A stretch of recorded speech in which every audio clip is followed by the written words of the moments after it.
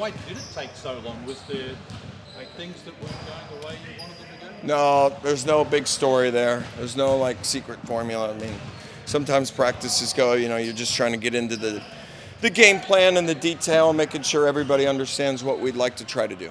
We couldn't see obviously through the game, but the scoreboard it looked like scores are up in the 90s and even. Was there some situational stuff that you do? Obviously, you want to close out close games. Is that something? Yeah, I think that we always have done kind of end of game type situations, but obviously, after the United game, there's a little more to it. Once you go through something like that, then it's a little more real than just in practice and you putting 90-90 up there on the board that, you've got to play a full 40 minutes. And that's what it takes in this league. It's a really hard league. I think everybody feels the sting of that situation. So you're trying to replicate that in practice to understand that, hopefully the next time we're in that situation that we can close. Some games I'm sure you're able to move on quite quickly from. Were you able to move past the United game easily? Is it a game that's stewed with you? It was a great contest. How does it sat with you? Yeah, I think obviously it's a hard one, I think, for all of us. And it's one of those, from my NBA background, you just wish you had a game quicker, right? You'd like to be able to go back out there and play and sort of correct your sins in real time. But, we have to do what we have to do in practice. We'll play our games. We've obviously got a lot of games coming up. We're focused on Sunday's game and Sunday's opponent. And I think we've had a good week of prep, and then it'll get real here coming up. JaVale McGee's quite a interesting kind of character in this league. We probably haven't seen a guy like him with his height, resume, skill set. But Ice is having probably the best season of his career so far. Is that a matchup you're looking forward to seeing two guys? Yeah, JaVale's he's an unbelievable player. I was with him with the Washington Wizards way back, like 14 plus years ago when he was a young player. He's got great length, great athleticism. He's played for a long time.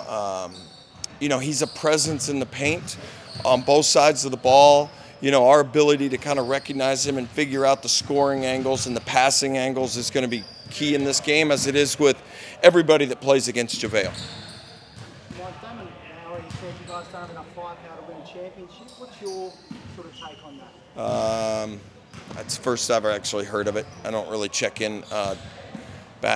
Everybody's, got an opinion. I'm focused on our team. I want to control what we can control, which would be our prep for Sunday's game. I think we've got a fantastic group. I love the group. I love where we're at. We did a lot of really good things right on Sunday, and we just didn't get the W, and that's on us. How agonising was that last shot on Sunday? How did it sit with you after? You should have won basically, but it just fell the wrong way. Which shot are you asking about? The final shot, we're sort of bounced off. Ours? Yes, yeah. Okay. There's a whole bunch of things as a coach that go through your head, right? There's a lot of different situations in that, with a foul to give, a 1-point game, 2.5 on the clock. And, DJ takes and makes long shots like that. And then you always just think, maybe this, maybe that. That's the woulda, coulda, shoulda game that all coaches lose sleep over. And that's the game that I have to play in that moment now. And, we've been working on different types of situations from training camp. That one got real, and we'll try to make sure that we're really prepared for a different outcome if that situation presents itself again this year. How closely do you watch the game tonight, given Illawarra? I think they have really closely. Davo coming back as well as an import. I mean, there's probably a bit of homework to do, right? Yeah. Well, I think they're an outstanding team. I don't think we've seen their team.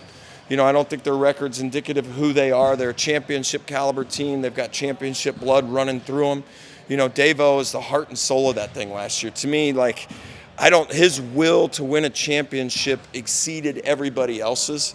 I thought it just came through the television in my house. Like, that guy refused to lose. So you have the ultimate respect for him as a player and as a person. He will bring that with him, right? If he's coming back, he'll be ready to play like that. And they've got some new import coming in. And, I would imagine it just brings new life to him, right? I mean, it's so early in the year. They're still trying to figure out who they are. Anything's possible in this league. So, I think all of us will pay attention to it, see who we have. You know, and then again, it's about the 36ers playing at home on Sunday and taking care of home court. Mike, just back to JaVale. Yeah. No one's been able to shut him down as yet. Yeah. Obviously, you've got tools to work with, but you need to be. Do you have to be as proactive as you want to be about yourself?